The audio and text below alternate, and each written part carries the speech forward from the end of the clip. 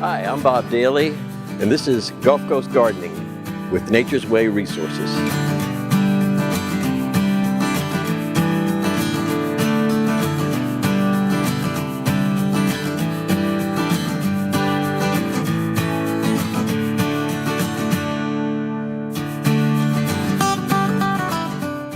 Hello, we're here with Mike Mendeck. Mike is a master gardener and a rainwater harvesting specialist here in Montgomery County, Texas.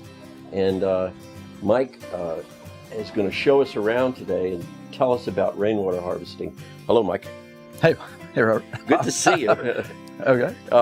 Tell us about rainwater harvesting and what that is. Sure, okay. Basically what we're trying to do is collect water or slow the water down, rainwater that comes off our roof or off our hardscapes, slow it down so that we can make better use of it than just letting it run into the ditch and then into the streams.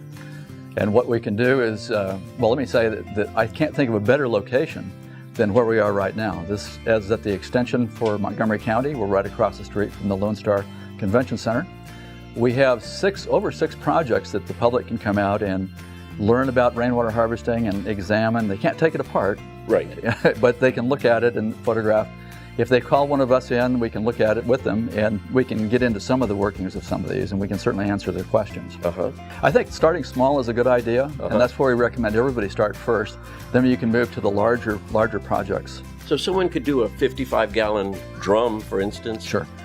Or they could do one of these large systems, which I think we're going to talk about later. We'll talk about that in a few minutes. But the drums, or the rain barrels that you're going to see set up here, a couple things about them. One, you can set them up for a really inexpensive way. I mean, it's just, you can buy, if you're going to a store-made rain barrel or store-sold rain barrel, those run anywhere from $100 to up as high as you want to go. Right. Depending on what it is, how they're finished. They may have cedar stripping around it. They may have special paints or special containers. I've even seen them disguised as rocks. Right. Yes, so those can get up there. They can be pretty pricey, but minimum is probably around $100. Or you can make your own out of a recycled food barrel, and that's what we have over here that we can show people. So this is a food barrel that has no poisons in it, had nothing stored in it. No industrial, or only in this case it was strawberry syrup. Okay, great. And so that's clean. People can use this. They don't want to use oil or oil barrels or anything like that. No petroleum byproducts or chemicals or anything like that. No pesticides, please. Because this is water that you're going to put on your gardens or use around your house. Sure. And you don't want that in your neighborhood. Let me ask you one more thing about rainwater. Rainwater doesn't have the chemicals in it like chlorine or something that municipal systems have. What is the advantage of that? Well, the benefit is twofold. One, because you're collecting rainwater, well, water when it comes off when it falls, when it precipitates out of the sky, it may pick up a little bit of dust here and there, but otherwise it's pretty pure. That's one of the benefits of this nature's recycling program for water. Right. They can pull water up from the oceans and leave all the salt and the impurities behind. Right. And the same with lakes and even off of our skin. So the water vapor goes up, it forms as clouds and then falls as rainfall, and that's what we collect. When it hits your roof or the street or whatever else, then it's going to be washing across and picking up impurities.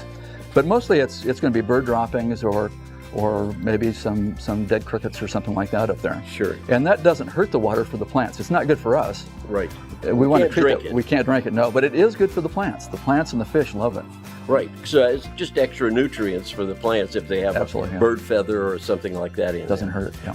Now, a lot of people say, well, it rained yesterday, we have plenty of water, but that water, if they don't save it, what happens to it? I mean, it's out in the Gulf, right? Sure, eventually it will end up in the Gulf, and once it's out back in the Gulf oil or Gulf area or in the ocean, then it's lost to us. You have to wait for that recycling process to come around again. Right. Ideally, what you want to do is either, as it comes off your roof, catch it because it has a gravity drop, and you can use that energy to then direct it into different areas. So you could run through your gutter and downspout, just attach it right there? Right, yeah.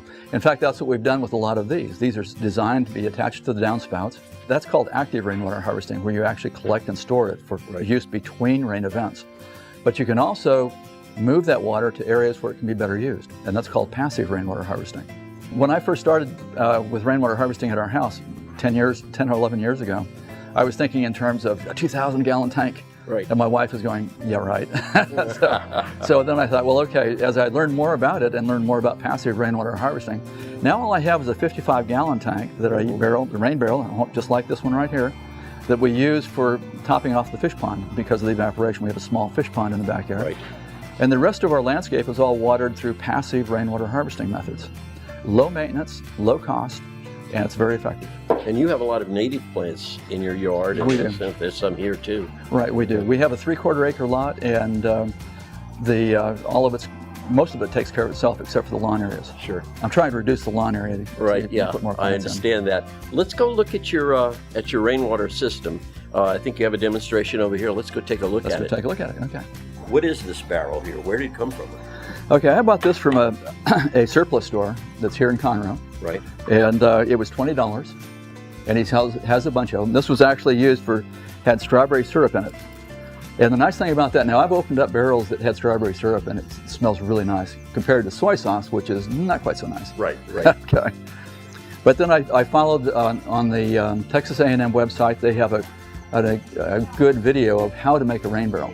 And I followed the same without this cutaway section, of course. Right. But everything from cutting the hole in the top and installing the hose bib on the side and everything else. Can you go through a step-by-step and show us how this is set up, how you've actually set the system up? Sure. This one's going to be a little bit different than what you'll see on Texas A&M. But basically, what we do first is we open up the hole at the top. This is basically a 1-gallon pot that you can get from any plant store.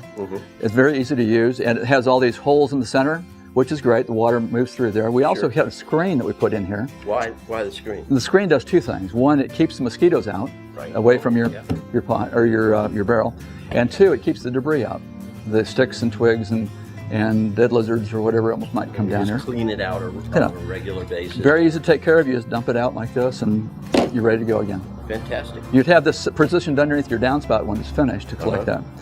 The next thing you do would be after this hole is cut, then you'd rinse it out. Okay. Rinse all the ingredients, just make sure it's all cleaned out. You use a high pressure sprayer off your hose and then just drain it. And then you're ready to go to the next side, which is to drill a hole for the hose bib. That's a little bit tricky. We recommend using a bulkhead fitting if you can. That's a 2-person operation, but you can do it with 1 person, just with it is like this. Sure. On the website, Texas A&M website, they only use this one, which is threaded right into the plastic. Right, okay. But the tendency for that is to drip and leak, and we don't want to do that. So if you can go with the bulkhead fitting, you're farther ahead than that. Now the overflow is important because when the water comes up, it will overflow out this as well. Sure. But you don't want it to just spill off the roof because it can erode the base. Now we've set this up on blocks because well, for the convenience of the demonstration here. Right. But normally you'd have this a very full-size stand, maybe concrete, rocks, or bricks, or something like this, so that it won't shift or erode. You don't want it to just spill out because it'll do 2 things. One, it's going to erode the base and make this unstable. Water weighs over 8 pounds per gallon, and with 50 gallons in a barrel, you've got over 400 pounds. So we want to make sure it's stable. You and I can't lift that. No, I can't even roll it. That's right. So then what you want to do is put a overflow in, and the overflow has to be below the level of your pot that you have the screen in, because if it's up here, if the overflow is up here, you're going to have standing water in this, and mosquitoes will lay eggs. Okay. Yep. They'll hatch inside, they can't get out, but it still makes an organic mess in your barrel. Yeah. So you make sure it's low enough so that the water level stays below the level of your pot, and then you just run your 2-inch line coming off and down. Now, what we've done in our area, we have a problem with pollen. Now this screen will keep out the debris and mosquitoes, but it won't keep out pollen. So in March and April, anybody that's been here through March and April, and particularly if they have allergies, it's going to be a problem. Because this will keep out everything else, but the pollen goes right through. Pollen is organic. It settles in your tank, in your barrel, and will sink to the bottom. And when you get the first couple warm weeks of summer, it's going to start smelling bad. And so then you have to clean it out. Right. Now, I don't know about everybody else, but I'm not a fan of cleaning out rain barrels. So what we've done is we've used the technique that we use in our big tanks that you're going to see here for having a self-cleaning overflow. So in other words, the water goes down, comes up the center line right here. This is open at the very top, so you don't have a siphon effect. But water pressure coming in pushes water inside this. Before it can go up much higher than the bottom of this, it's called a spill point. it'll start flowing out this. So water comes in, builds pressure on the outside. It's a fluid dynamics program. Basically, water comes in, pushes water out, and it flows out, but it's flowing out from the bottom. So it pulls out the pollen and that's what it does. Debris and pushes it out here. Pushes it all out and puts it in with your plants, which is where you want it. I see you've got something innovative here. There's some holes in this PVC. Right, yeah. This is something I've set up at my own house. After I realized that we had a problem with pollen, I set this up and I thought, well, I can do something more with it than just run it into the ditch. Right. So what we've set up is, and let me just separate this a little bit. You can see we have two sets of holes on this. Okay, yeah.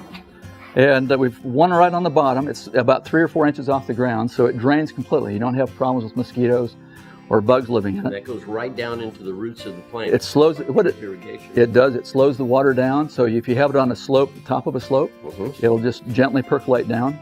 And you can run it out. The ones I have at home are I have a 3-inch line that runs about 40 feet. And I've got downspouts going into it from both sides.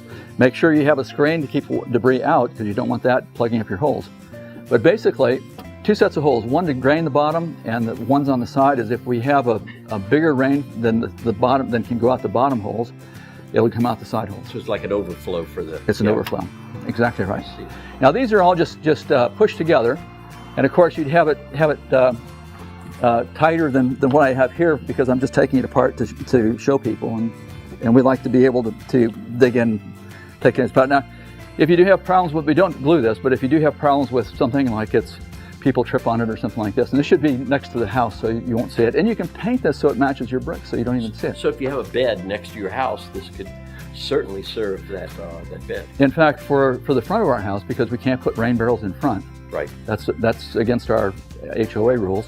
What I have is one of these set up coming off my downspout. Right off the downspout? Right off the downspout. Okay. Now I have a screen set up so that there's no debris going into it. Okay. So I only clean this about once every 2 years. And it goes 40 feet. I've got 2 downspouts going into it from either side. Right.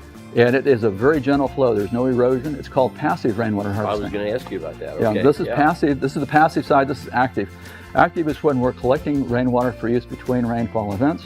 And passive is we're directing it to provide a better use for that water as it's coming down. So how much, this, what, a 55 gallon? 55 gallon this is about $20. The hardware that's on the other side, the hose bib, is about $10.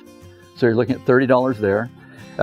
This you can get if you buy a plant. You can recycle the Zero cost. Window screen. That's very inexpensive too.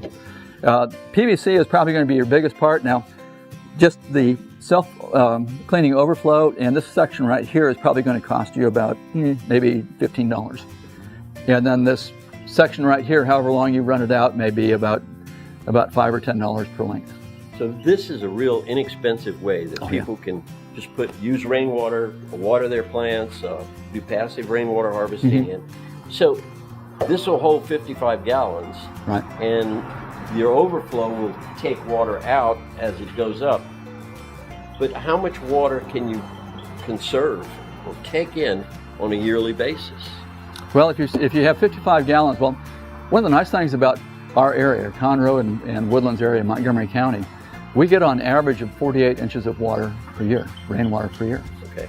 48 inches. And that's how much? A lot of water. You think it is. You think it is. And how much of that can we collect? Well, if you have a roof that's about 2,000 square feet, your garage plus your house, and you can collect all the water coming off of that, that's equivalent to about 1,000 gallons for a 1 inch rainfall. That's a lot of So for 48 inches of rain, that's almost 50,000 gallons of water per year. It's delivered to your house. All you have to do is make use of it or store it. So I use about 5,000 gallons a month. That would solve all my water problems. It could. You'd have to do some calculation. Can you collect all the water off your roof? But yeah, that would really, it would really do it. Yeah. Listen, you've got some other systems here. We'd like to take a look at that. These are larger systems that you're using for different processes. Right. Could you show us some stuff about that? Be glad to. Okay.